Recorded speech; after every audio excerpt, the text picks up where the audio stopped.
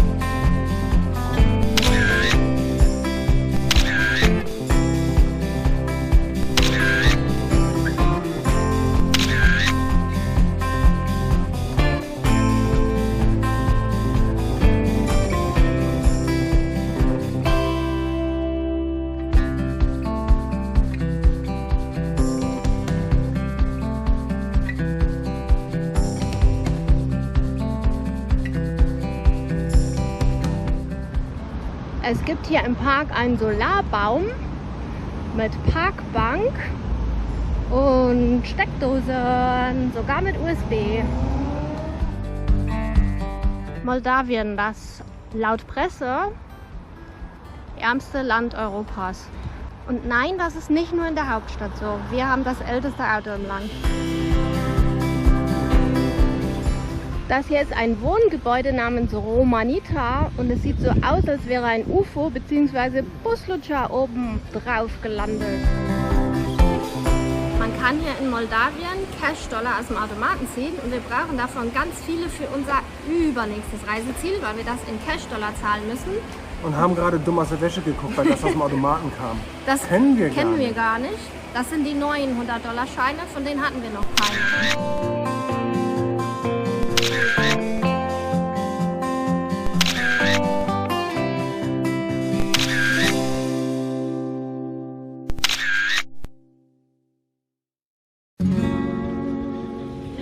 In den Untergrund. Größten Weinkeller der Welt.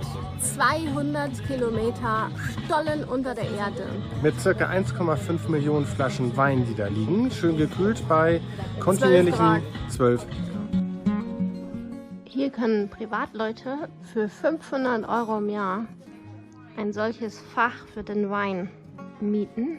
Man muss aber, wenn man eine Flasche braucht, persönlich vorbeikommen. Was für manche Leute ein bisschen weiter Anreise ist hier. Aus den USA, aus China.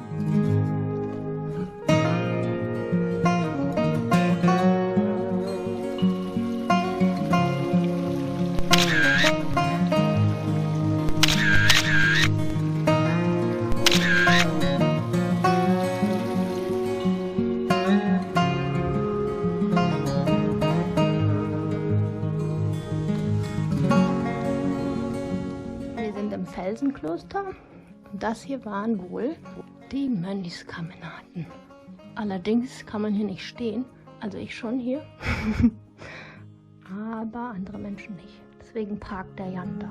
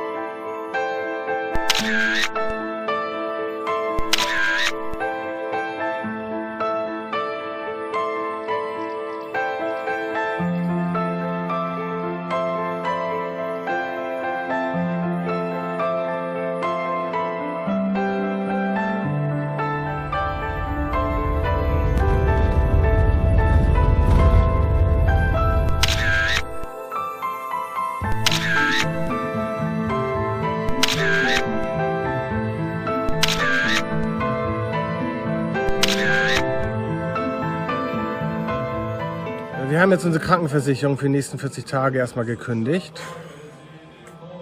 Weil man kann hier für sich beten lassen. Generelles Gebet ist 1 €, da ist Gesundheit inkludiert. Aber man kann nochmal explizit für Gesundheit beten lassen, 50 Cent extra, 40 Tage lang. Das haben wir auch noch gemacht. Also sozusagen gesetzliche und private abgeschlossen für 40 Tage.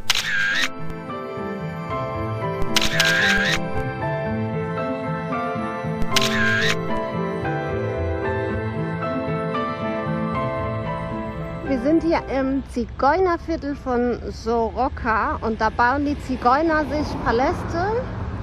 Also es sind ganz, ganz skurrile Gebäude, aber die meisten sind gar nicht fertig, so wie das hier, weil mittendrin geht's Geld aus.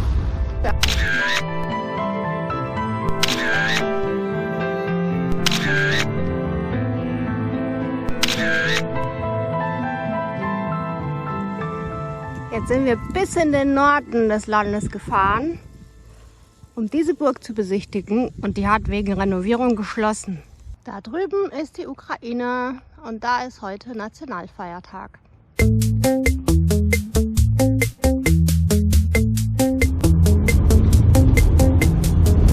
rumpeln gerade auf dem Weg zur Grenze und alle Fahrzeuge um uns herum haben auch schon transnistrische Kennzeichen.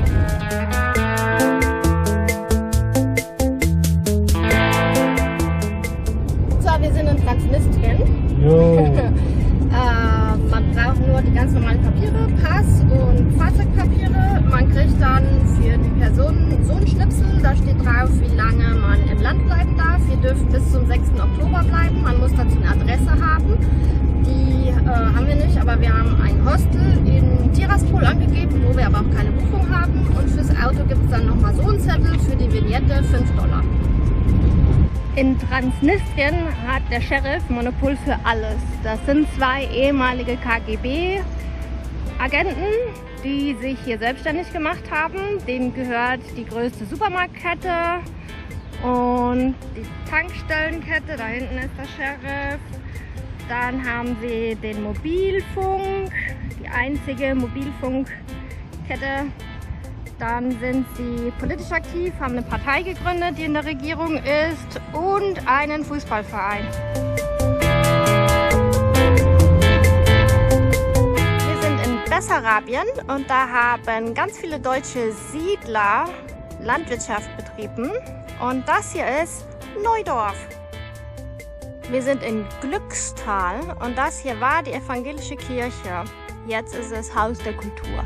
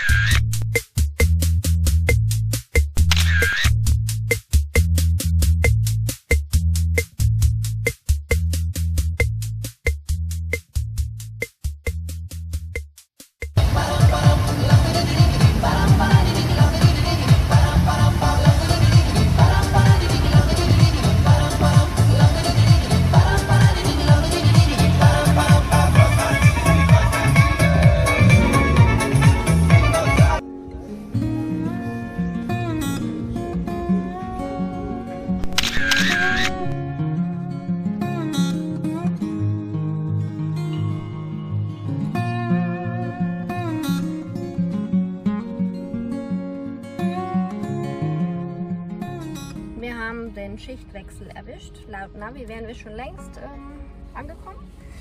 Aber wir mussten alles wieder rückwärts fahren. Der Zollner war not amused. Der wollte die Grenze schließen, damit jetzt eine Viertelstunde nichts läuft.